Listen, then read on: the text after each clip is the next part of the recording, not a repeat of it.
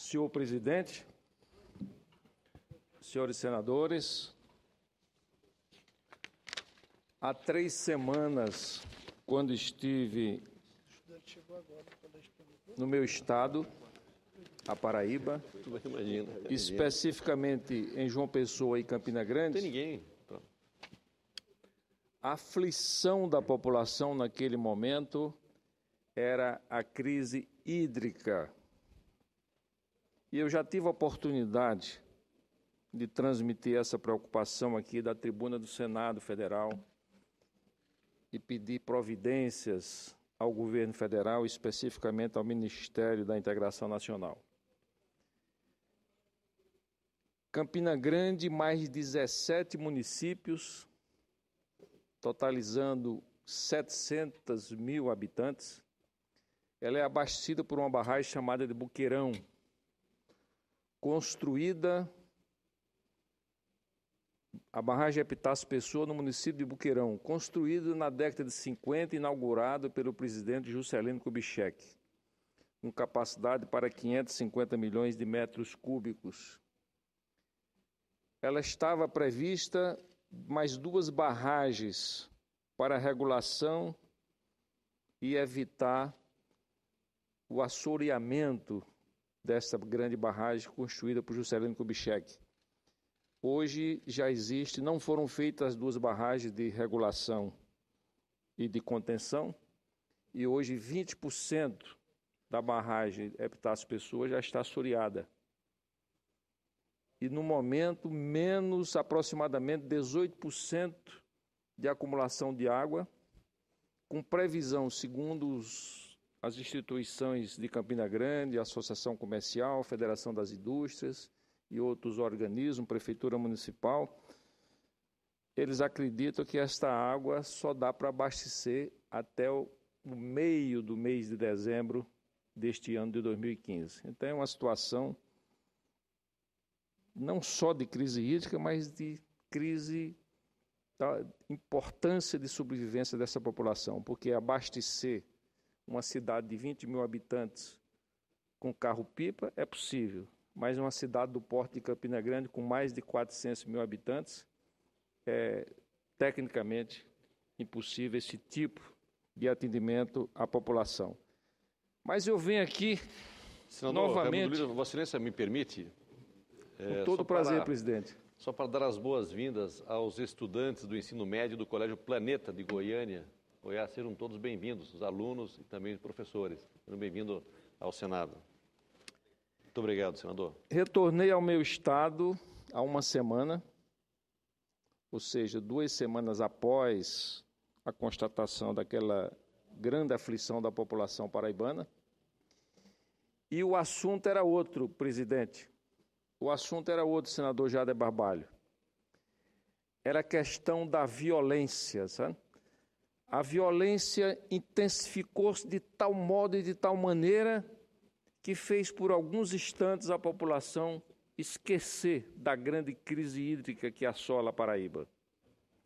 Nós tivemos em João Pessoa e em Santa Rita, que faz parte da grande João Pessoa, 2 invasões de escolas por assaltantes. Eles invadiram, fizeram professores e alunos de reféns, levaram computadores, levaram celulares e ameaçaram com armas letais, não só os professores, mas também os estudantes.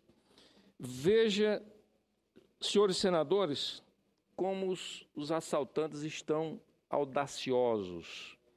Eles não estão mais acreditando na força coercitiva, no poder coercitivo e nas leis criminais do país, porque não estão respeitando nem as escolas, como também, em alguns casos, não respeitam nem os templos religiosos. E, em função disso, nós ficamos alarmados com o agravamento dessa questão da insegurança da população. Concomitantemente, na cidade de Patos, um grupo de assaltantes, eles entraram num posto de gasolina, exigiram o dinheiro que o posto naquele momento estava dispondo, mas acharam pouco, ainda assassinaram um cabo da Polícia Militar que estava lá naquele momento. Esses assaltantes foram presos e foi constatado que como sempre, quem disparou a arma letal foi um menor, né? E esse fato teve uma repercussão nacional muito grande, saiu inclusive no Fantástico, porque a população indignada, né, queriam linchar os assaltantes, né, e houve inclusive um desfile da polícia, podemos usar essa palavra desfile, em veículos da Polícia Militar, conduzindo os assaltantes para tirar da cidade e não serem linchados pela população. Então, teve uma repercussão muito grande. E por isso, senhor presidente, eu resolvi apresentar um projeto de lei. Esse projeto, ele aumenta a pena para as quadrilhas que usam menores nos crimes. Eles estão usando os menores como se fosse uma divisão de base do futebol. Da mesma forma que nós temos as divisões de base de garotos que se preparam para serem profissionais de futebol, eles estão preparando esses garotos de forma profissional para se transformar em bandidos profissionais, e enquanto são menores, eles são utilizados para, entre aspas, apertar o gatilho nos homicídios, dos assaltos. Então, eu apresentei um projeto da seguinte maneira: altera os artigos 27 e 288 do Decreto-Lei número 2.848, de 7 de dezembro de 1940. Veja como o nosso Código está superado. Do Código Penal, para aumentar as penas previstas para os adultos que utilizam crianças ou adolescentes para a prática de crimes. O artigo 1º, os artigos 27 e 288 do Decreto-Lei de 2.848, de 7 de dezembro de 1940, do Código Penal, passam a vigorar com a seguinte redação: menores de 18 anos. Artigo 27, parágrafo único. Responde pelo crime o agente que coage, instiga, induz, auxilia, determina ou por qualquer meio faz com que o menor de 18 anos o pratique, com a pena aumentada de metade a 2/3. Associação criminosa, artigo 288, parágrafo único. A pena é aumentada da metade até o dobro, se a associação é armada ou se houver participação de criança ou adolescente. Artigo 2º, o parágrafo único do artigo 1º da Lei nº 8.072, de 25 de julho de 1990, Lei dos Crimes Hediondos, passa a vigorar com a seguinte redação: artigo 1º, parágrafo único. Consideram-se também hediondos o crime de genocídio previsto nos artigos 1º, 2º e 3º da Lei número 2.889, de 1º de outubro de 1956, e o crime praticado na forma do parágrafo único do artigo 27 do Código Penal, que conste do rol previsto nos incisos do caput deste artigo.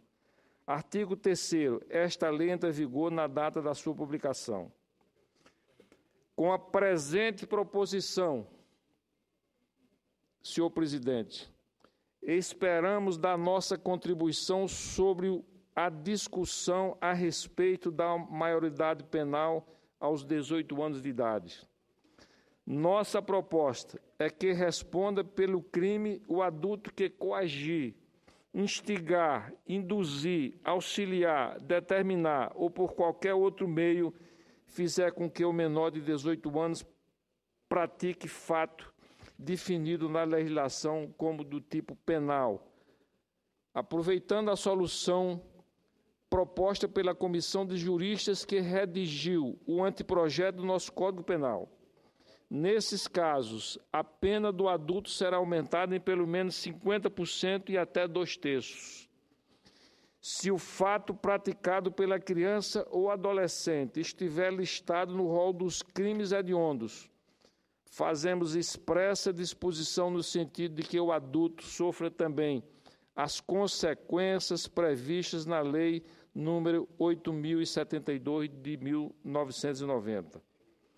Aproveitamos a iniciativa ainda para estabelecer em 50% o mínimo do aumento previsto para os casos de associação criminosa armada e de associação criminosa onde houver participação de criança ou adolescente. O máximo do aumento, que será do dobro, volta ao patamar anterior à reforma promovida pela Lei nº 12.850 de 2013. Por fim, propomos a revogação do crime de corrupção de menores, previsto no artigo 244-A do Estatuto da Criança e do Adolescente, que sempre teve o inconveniente de exigir um certo descaminhar do menor, livrando de punição os adultos que se valessem de menores já residentes. E aqui, senhor presidente, eu vou explicar.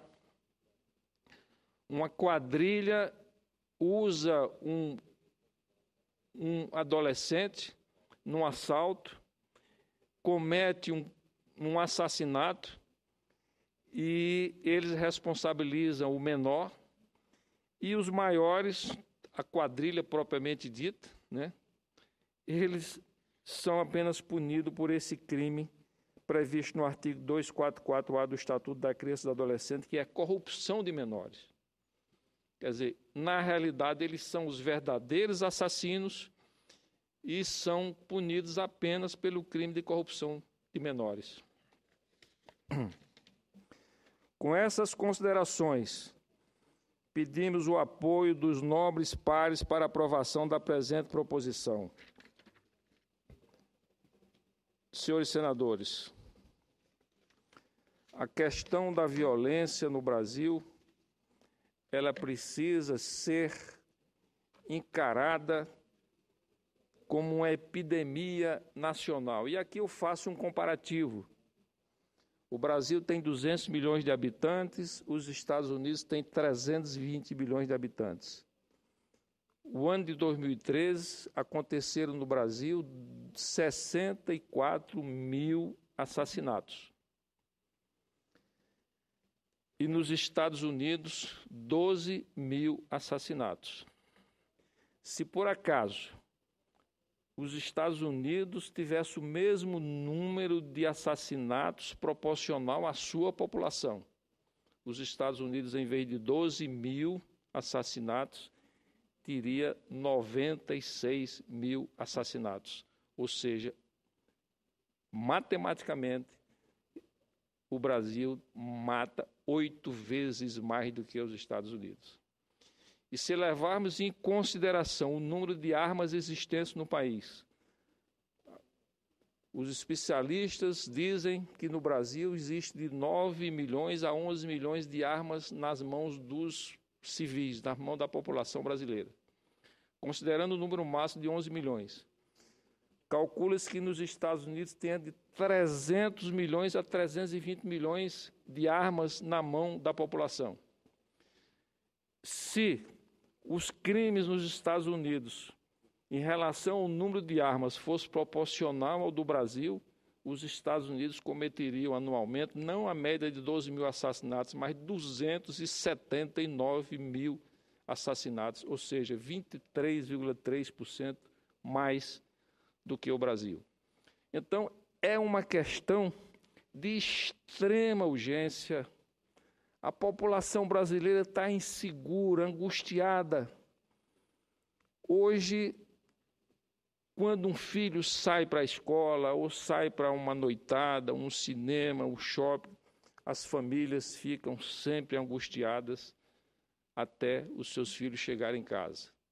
Então, nós precisamos, senhor presidente, o Senado precisa, o Congresso Nacional precisa dedicar um tempo especial, mesmo considerando todos os problemas que o Brasil tem para resolver de saúde, de educação, de infraestrutura, mas a questão da segurança é de extrema importância e aqui eu faço um apelo aos meus pares, aos meus companheiros senadores, para que possamos atender às expectativas da população brasileira no sentido de melhorar a segurança do nosso país e da nossa população. Muito obrigado.